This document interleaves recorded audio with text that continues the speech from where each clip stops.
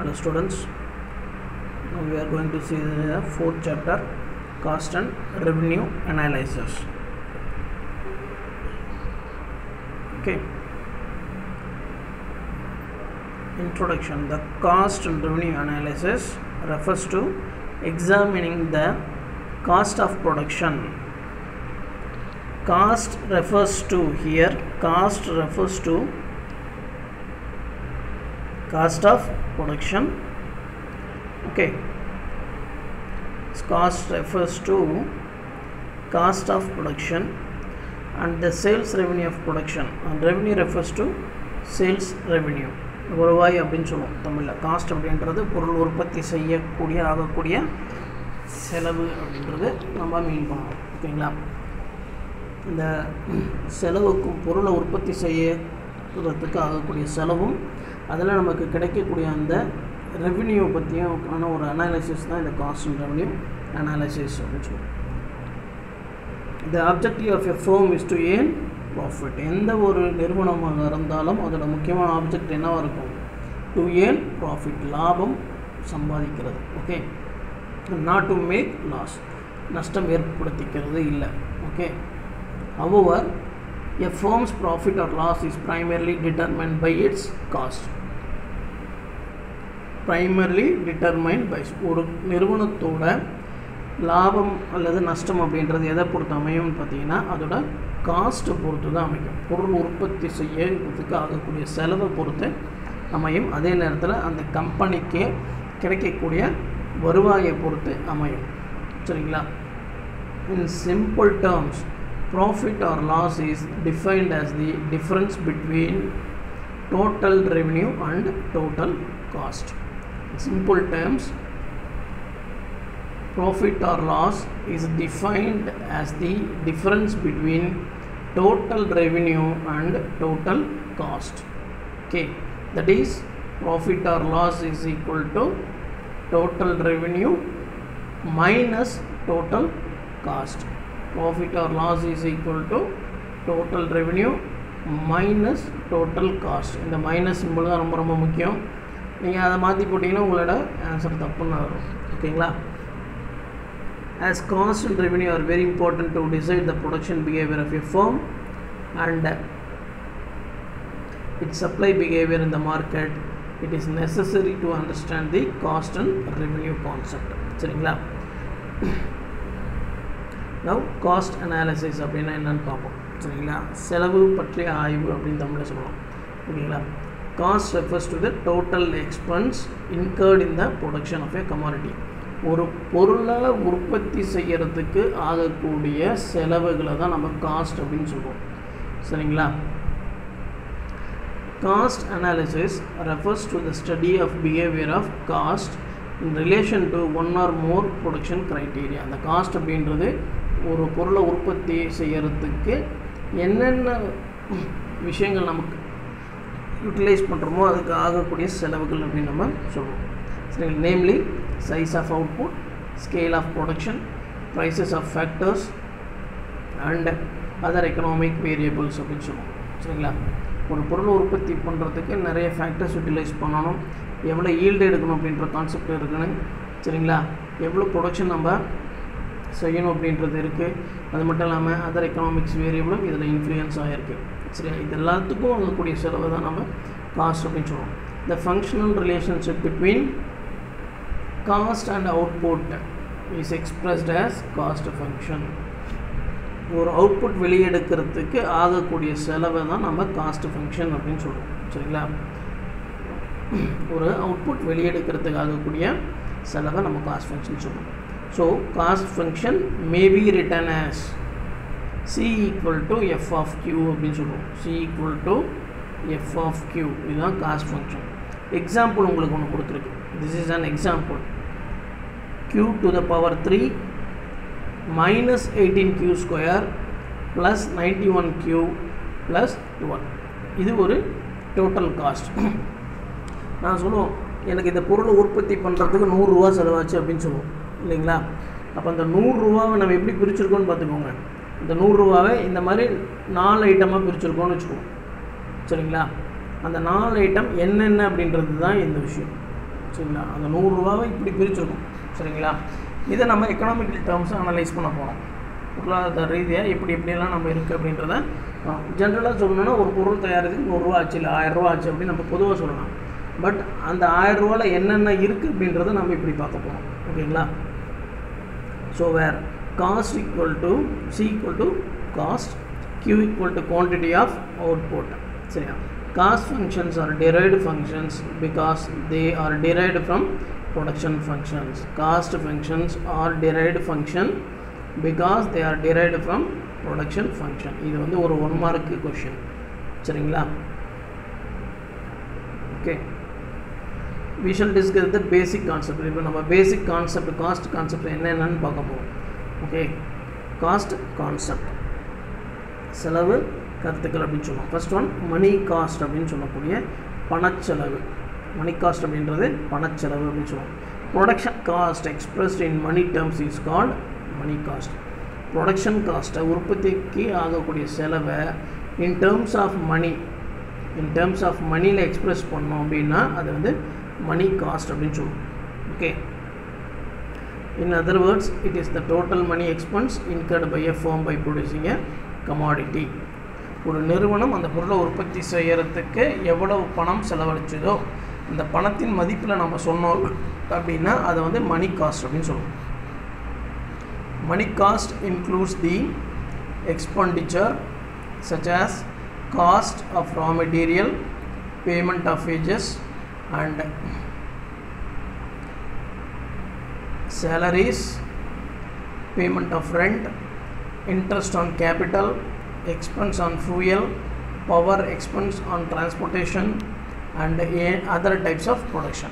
ஒரு பொருளை உற்பத்தி செய்யறதுக்கு ரா மெட்டீரியலுக்கு ஆன செலவு, கூலி அல்லது சம்பளம் கொடுத்த செலவு, சரிங்களா, வாடகை கொடுத்த செலவு, மூலதனத்துக்கான வட்டி, சரிங்களா, டிரான்ஸ்போர்ட் எக்ஸ்பென்சஸ் சொல்லுவோம். அதாவது டிரான்ஸ்போர்ட் எக்ஸ்பென்சஸ் அப்படின்னா போக்குவரத்து செலவு, பெட்ரோலு, சரிங்களா, எலக்ட்ரிசிட்டி, இது எல்லாத்தையும் ஒரு பொருள் தயாரிக்கிறதுக்கு எவ்வளோ ஆகுது அப்படின்னு கணக்கு பண்ணோம் அப்படின்னா அதுதான் காஸ்ட் ஆஃப் ப்ரொடக்ஷன் அப்படின்னு நம்ம சொல்லுவோம். சரிங்களா. These cost are considered as out of pocket expense.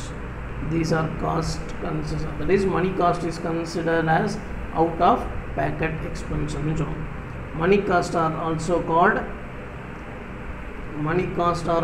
called prime cost, direct cost or nominal cost or accounting cost or explicit cost or out of pocket cost suiting to context. எந்த நேரத்தில் நம்ம அந்த விஷயத்தை பயன்படுத்துகிறோம் அதுக்கு தகுந்த மாதிரி இந்த நேம் அப்படின்றது மாறுபடும் அப்படின்னு சொல்லுவோம். ஓகேங்களா.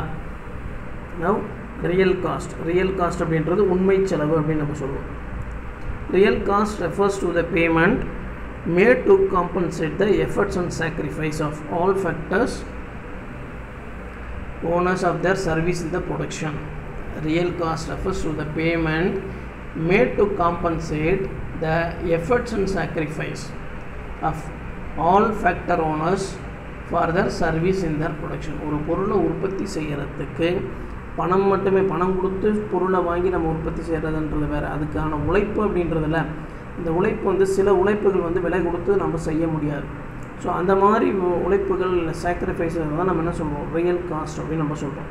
It includes the efforts and sacrifice of landlords. It includes the efforts and sacrifice of the landlords in the use of land, capitalist to save and invest, and the worker in foregoing leisure. Adam Smith regarded pains and sacrifice of labor as real cost. Adam Smith என்ன சொல்றாரு அப்படின்னா அந்த பொருளை உற்பத்தி செய்யறதுக்கு கொடுத்த sacrifice அந்த வழிகள் அப்படின்றத என்னன்னு சொல்றாரு, ரியல் காஸ்ட் ஆஃப் ப்ரொடக்ஷன் அப்படின்னு சொல்றாரு. இதை நம்ம பணம் கொடுத்து செய்ய முடியாது, சில வேளைகள் நம்ம பணம் இல்லாமல் செய்கிற மாதிரி இருக்கும். சரிங்களா. These are indirect அப்படின்னு கூட சொல்லலாம். ஓகேங்களா. This cost is called as real cost. Now explicit cost, வெளிப்படையான செலவு அப்படின்னு சொல்லுவோம். தமிழில் வெளிப்படையான செலவு அப்படின்னு சொல்லுவோம். Payment made to others for the purchase of factors of production. Payment made to the others for the purchase of factors of production is known as explicit cost. ஒரு பொருளை உற்பத்தி செய்கிறதுக்கு நம்ம ஒருத்தர்கிட்ட பொருள் வாங்கியிருப்போம் இல்லையா, அந்த வாங்கின பொருளுக்கான அமௌண்ட்டை நம்ம வெளியே கொடுக்குறோங்க இல்லைங்களா, அதை வந்து நம்ம எக்ஸ்பிளிசிட் காஸ்ட் அப்படின்னு சொல்லுவோம். சரிங்களா? If refers to the actual expenditures of the firm. இது ஒரு actual expenditure of the firm to purchase or hire the inputs. நமக்கு தேவையான இன்புட்ஸை வாங்கிறதுக்கு நம்ம செய்யக்கூடிய செலவுகள். Explicit cost includes wages, கூலி, payment of raw material வாங்கினதுக்கான செலவு, rent for the building, நாம் இருக்கக்கூடிய அந்த நிலத்துக்கான வாடகை, interest for capital, interest of capital அப்படின்னு சொன்னீங்க அப்படின்னா நம்மளோட மூலதனத்துக்கான இன்ட்ரெஸ்ட் அப்படின்னு சொல்லுவோம், வட்டி அப்படின்னு சொல்லுவோம்.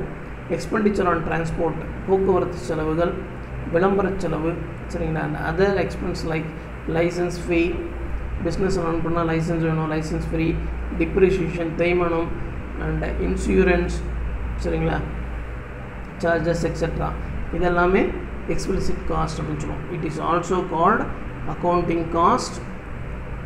It is also called accounting cost, out of pocket cost or money cost அப்படின்னு நம்ம சொல்லுவோம். explicit cost இந்த மாதிரி டிஃப்ரெண்ட் நேம்ஸாக நம்ம சொல்லுவோம். ஓகேங்களா? நாம் implicit cost அப்படின்றது உள்ளார்ந்த செலவு அப்படின்னு சொல்லுவோம். தமிழில் உள்ளார்ந்த செலவு அப்படின்னு சொல்லுவோம். Payment made to the use of resources that a firm already owns. ஏற்கனவே நம்மக்கிட்ட இருக்க அந்த ஒரு விஷயத்துக்கு, அந்த பொருளுக்கு நம்ம செஞ்சுருக்கக்கூடிய அந்த பேமெண்ட்டை தான் நம்ம implicit cost அப்படின்னு சொல்லுவோம். It's known as implicit cost. In simple terms, implicit cost refers to the imputed cost of a firm self-owned and self-employed resources. A firm or producer may use his own land. ஒரு company அந்த கம்பெனியோட சொந்த லேண்டை use பண்ணலாம், machinery, car and other factors இந்த process of production.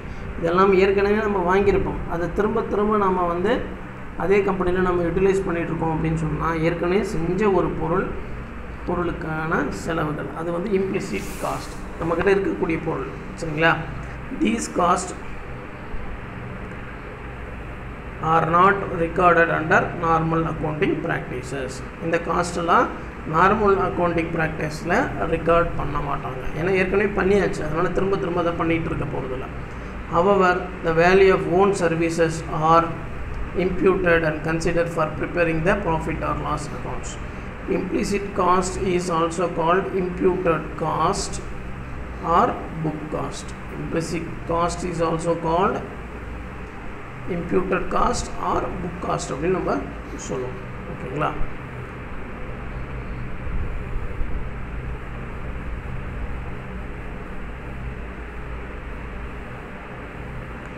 economic cost is equal to implicit cost plus explicit cost. ஒரு பொருளாதார செலவு அப்படின்னு சொன்னால் எக்கனாமிக் காஸ்ட் அப்படின்னா பொருளாதார செலவு.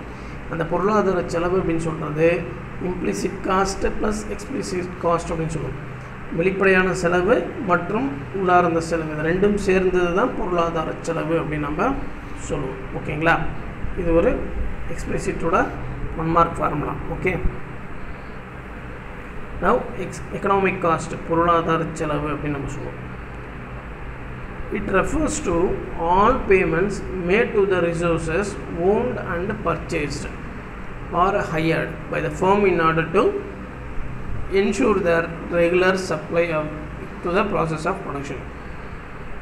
It refers to all payments made to the resources owned and purchased. எல்லா பேமெண்ட்டும் செஞ்சுருக்கக்கூடியது. சரிங்களா? நம்ம ப்ரொடக்ஷனுக்கு நம்ம வாங்கியிருக்கலாம், இல்லை வாடகைக்கு எடுத்திருக்கலாம், இந்த மாதிரி எதுவாக இருந்தாலும் அந்த பேமெண்ட் எல்லாம் செஞ்சதை நம்ம என்ன சொல்கிறோம்? எக்கனாமிக் காஸ்ட் அப்படின்னு சொல்கிறோம்.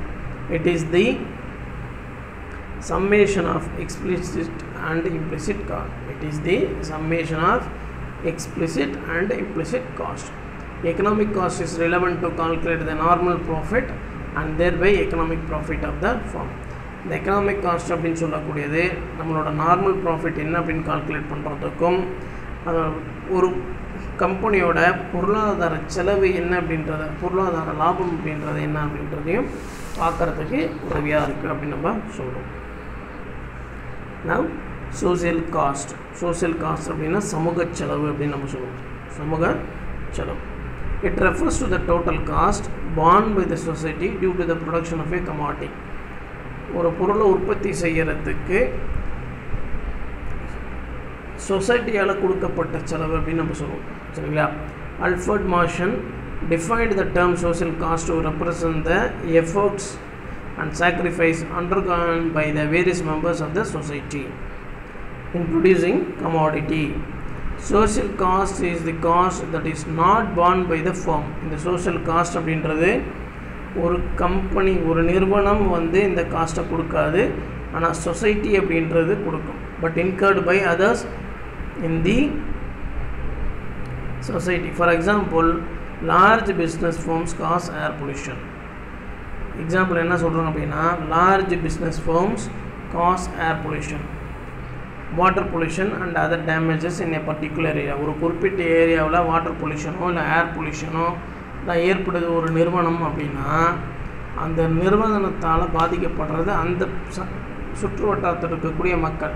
அப்போது அந்த நிறுவனத்தோட பாதிப்பை ஏற்றுக்கிட்டு அந்த இடத்துல அந்த மக்கள் வாழ்ந்துட்டுருக்காங்க பார்த்தீங்களா, they sacrifice their lives.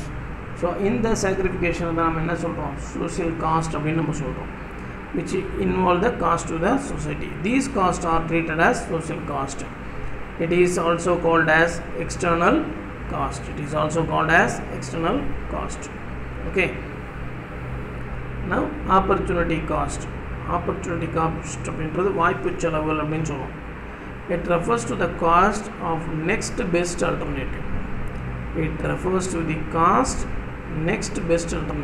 use. அதாவது ஒரு விஷயம் இருக்குன்னா அதை விட பெஸ்ட்டான ஒரு விஷயத்தை நம்ம சூஸ் பண்ணுறோம் பார்த்தீங்களா, அதுதான் இந்த காஸ்ட் அப்படின்னு சொல்லுவோம். It is the value of the next best alternative forgone. இருக்கிறத விட பெஸ்ட் அடுத்த இன்னொரு பெஸ்ட்டான ஒரு opportunity. For example, a farmer can cultivate both paddy and sugarcane in the farm. If he cultivates paddy, the opportunity cost of paddy output is amount of sugar cane output given up. Opportunity cost is also called as alternative cost or transfer cost. ஒரு பொருளை உற்பத்தி செய்யக்கூடிய ஆகிறதுக்கான செலவு அந்த பொருளில் வாங்கிடலாம் அப்படின்னு சொன்னால் நம்ம அதை பெஸ்ட்டாக வாங்கிட்டு போயிடலாம். ஸோ இந்த செலவு அப்படின்றது வேறு ஒரு பொருளோட மேட்ச் ஆகிற மாதிரி இருந்தால் நாம் அதை சூஸ் பண்ணுறோம். இதுதான் ஆப்பர்ச்சுனிட்டி காஸ்ட் அப்படின்னு நம்ம சொல்லுவோம். சங்க் காஸ்ட் அப்படின்னா மூழ்கும் செலவுனா அமிழ்த்தப்பட்ட செலவு அப்படின்னு சொல்லுவோம். The cost the past and cannot be recovered in the future. ஏற்கனவே ஒரு பொருளுக்கான செலவு நம்ம செஞ்சுருப்போம், சரிங்களா, திரும்ப அதை நம்ம செய்ய போகிறதில்ல, பட் அதை ரிக்கவரும் நம்மளால் பண்ண முடியாது, செஞ்ச செலவை நம்மளால் திரும்ப எடுக்கவும் முடியாது. ஸோ அந்த காஸ்ட் நம்ம என்னன்னு சொல்லுவோம், சங்க் காஸ்ட் அப்படின்னு சொல்லுவோம். This is historical but irrelevant for the future business decision. It is called as sunk cost because they are unalterable. அந்த ஏற்கனவே செஞ்ச செலவுகள் அப்படின்றது நம்மளால் ஆல்டர் பண்ண முடியாது, ரிக்கவரும் பண்ண முடியாது. And if once invested, it should be treated as drowned or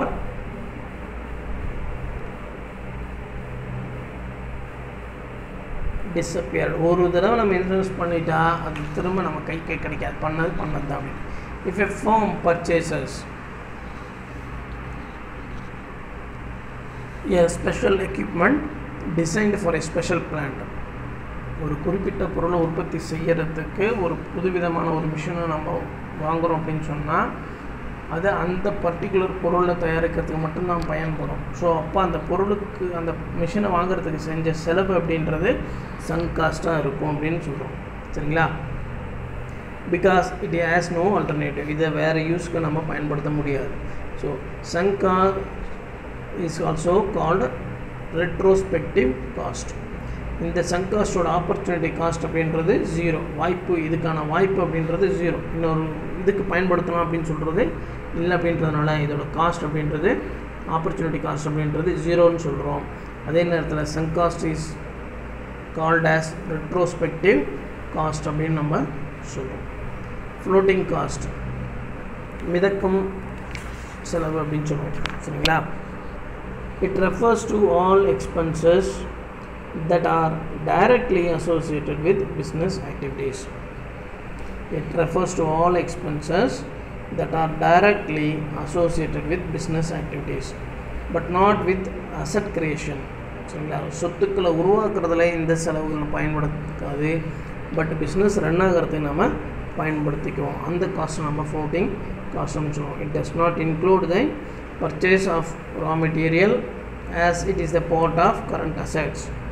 It includes payments like wages to workers, transportation charge. ஒரு பிஸ்னஸ் ரன் ஆகிறதுக்கு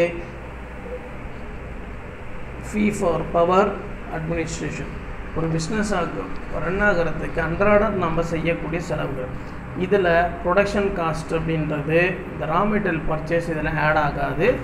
மற்றபடி நம்ம கூலி கொடுக்கறது, கரண்ட்டு பில்லு கட்டுறது, சரிங்களா, அந்த பொருளை எடுத்துகிட்டு வர போகிற செலவு, டிரான்ஸ்போர்ட்டேஷன் செலவுகள், இந்த மாதிரி இதெல்லாமே வந்து ஃப்ளோட்டிங் காஸ்ட் அப்படின்றோம். The floating cost is necessary to run the day to day business of a firm. அன்றாட ஒரு நிகழ்வு பிஸ்னஸ் ரன் ஆகிறதுக்கு செய்யக்கூடிய செலவுகளை நம்ம என்னன்னு சொல்கிறோம், ஃப்ளோட்டிங் காஸ்ட் அப்படின்னு சொல்கிறோம். Next prime cost. Prime cost அப்படின்னா முதன்மை செலவு அப்படின்னு சொல்லுவோம். All costs that vary with output together with the cost of administration are known as prime cost. All costs vary with output. ஒவ்வொரு காஸ்ட்டும் இதோட அவுட்புட்டை பொறுத்து மாறுபடும். அதே நேரத்தில் together with the cost of administration is known as prime cost. In short, prime cost is equal to variable cost plus cost of administration. Variable cost plus cost of administration, நிர்வாகத்துக்கு ஆகக்கூடிய செலவுகள் மற்றும் மாறும் செலவுகள் அப்படின்னு நம்ம சொல்லுவோம். சரிங்களா, இது ரெண்டும் சேர்ந்தது தான் முதன்மை செலவு அப்படின்னு சொல்லுவோம்.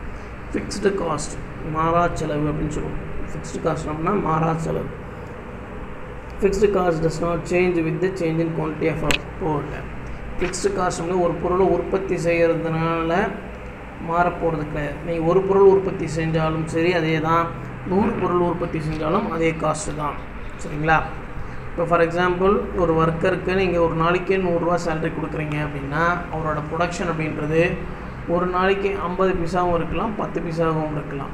சரிங்களா, அப்போ நீங்கள் வந்து கொடுத்து தான் ஆகணும்.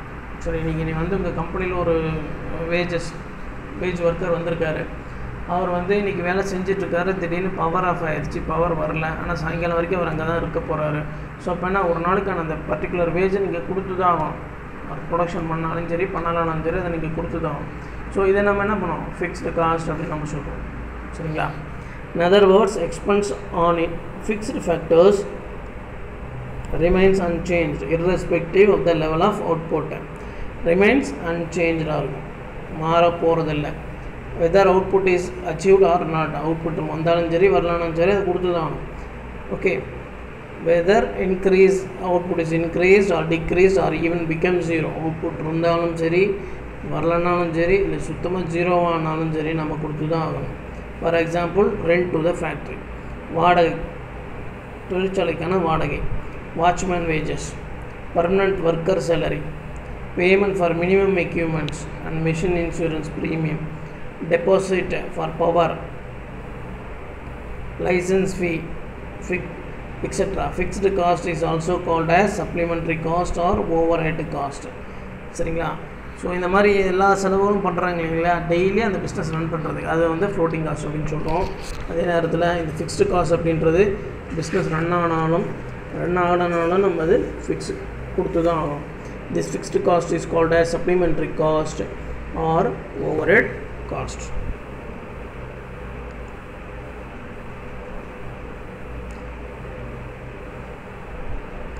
Now variable cost என்னன்னு பார்ப்போம்.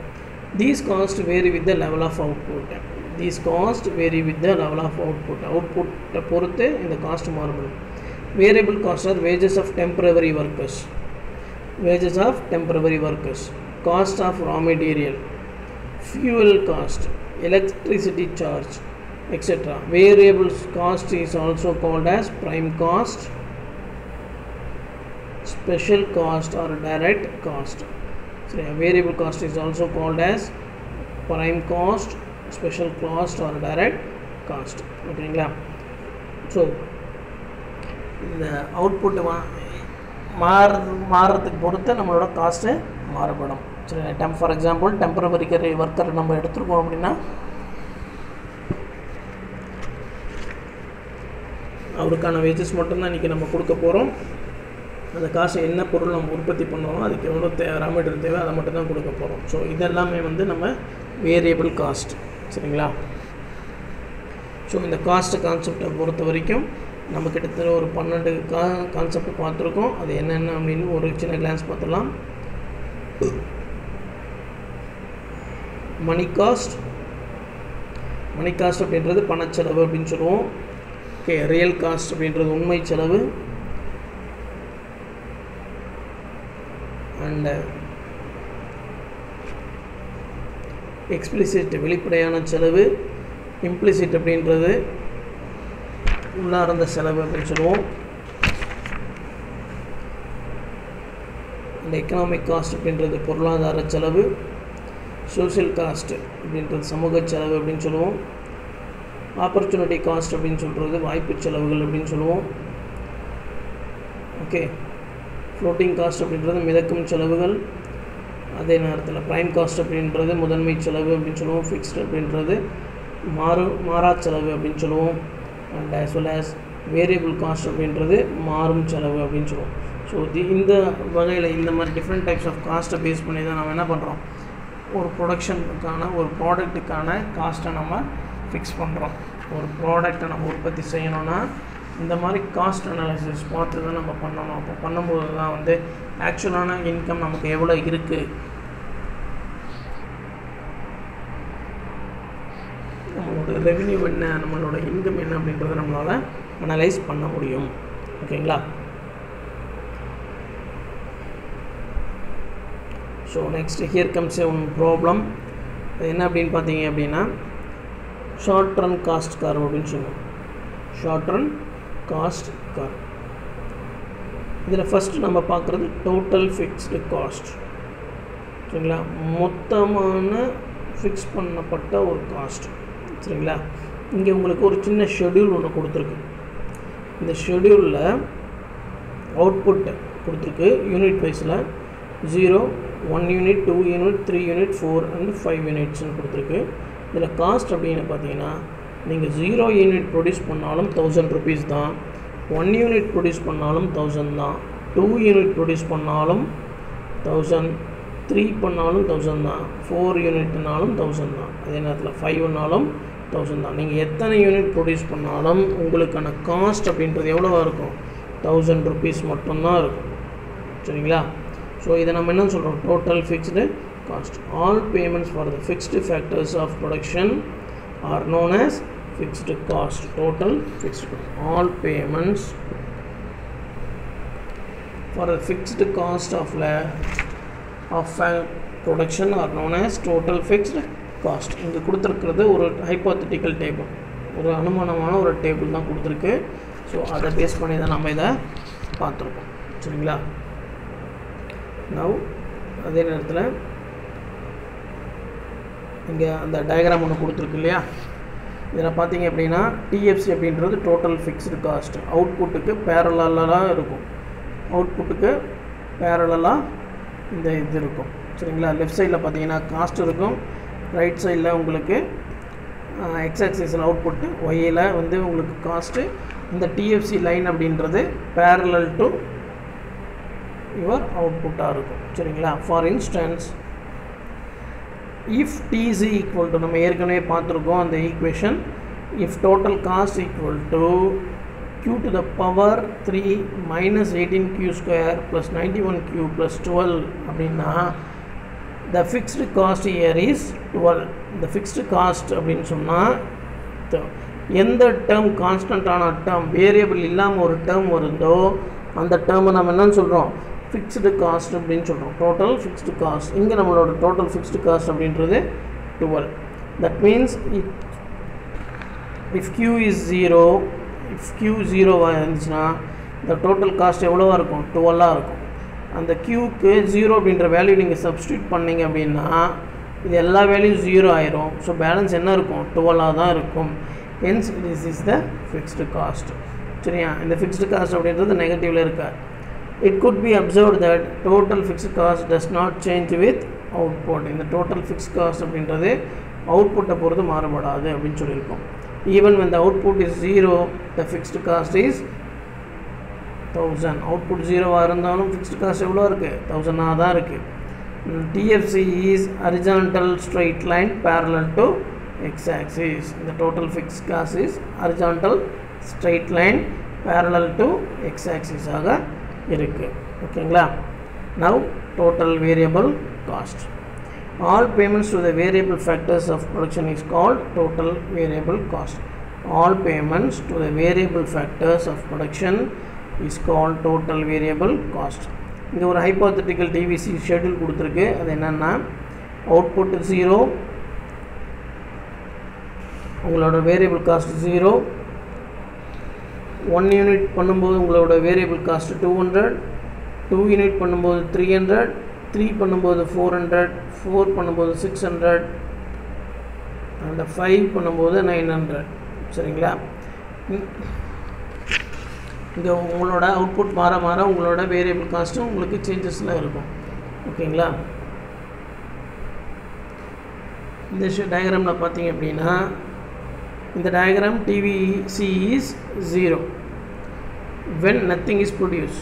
இந்த டயக்ராமில் பார்த்தீங்கன்னா TVC is 0 when nothing is produced. எதுவுமே ப்ரொடியூஸ் பண்ணாதப்போ 0. இதுவே நீங்கள் 1 யூனிட் ப்ரொடியூஸ் பண்ணும்போது என்னவா இருக்குது? 1 யூனிட் ப்ரொடியூஸ் பண்ணும்போது உங்களோட வேரியபிள் காஸ்ட் 200 ஆகும். 2 யூனிட் ப்ரொடியூஸ் பண்ணும்போது 300 ஆகவும், 3 யூனிட் ப்ரொடியூஸ் பண்ணும்போது 400 ஆகவும், அண்ட் 4 யூனிட் ப்ரொடியூஸ் பண்ணும்போது 600 அண்ட் 5 யூனிட் ப்ரொடியூஸ் பண்ணும்போது 900 ஆகவும் இருக்குது. சரிங்களா?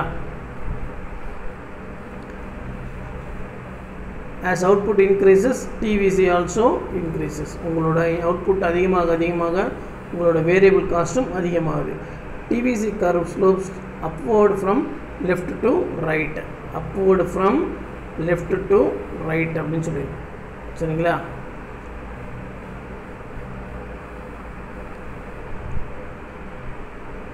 For instance, T is equal to Q to the power 3. அந்த ஈக்குவேஷன் உங்களுக்கு கொடுத்துருக்காங்க. இதில் வேரியபிள் காஸ்ட் அப்படின்றது இந்த கான்ஸ்டன்ட் டேர்மை தவிர்த்து, இந்த +12 அப்படின்ற கான்ஸ்டன்ட்டை தவிர்த்து எங்கெல்லாம் உங்களுக்கு Q ஃபங்க்ஷன் குவான்டிட்டி ப்ரொடியூஸ்டு இருக்கோ அதெல்லாமே உங்களுக்கு வேரியபிள் காஸ்ட். சரிங்களா? அந்த ஈக்குவேஷனில் இந்த Q to the power 3, Q² அந்த Q இது எல்லாமே வேரியபிள். எங்கே Q வரலையோ அது வந்து கான்ஸ்டன்ட் டேர்ம் அப்படின்னு அர்த்தம். சரிங்களா? அது வந்து ஃபிக்ஸ்டு காஸ்ட் அப்படின்னு அர்த்தம். சரிங்களா? ஸோ இந்த வீடியோ இதோட நம்ம ஸ்டாப் பண்ணிக்கலாம். நெக்ஸ்ட் வீடியோவில் டோட்டல் காஸ்ட் கர்வில் இருந்து பார்ப்போம். ஓகேவா?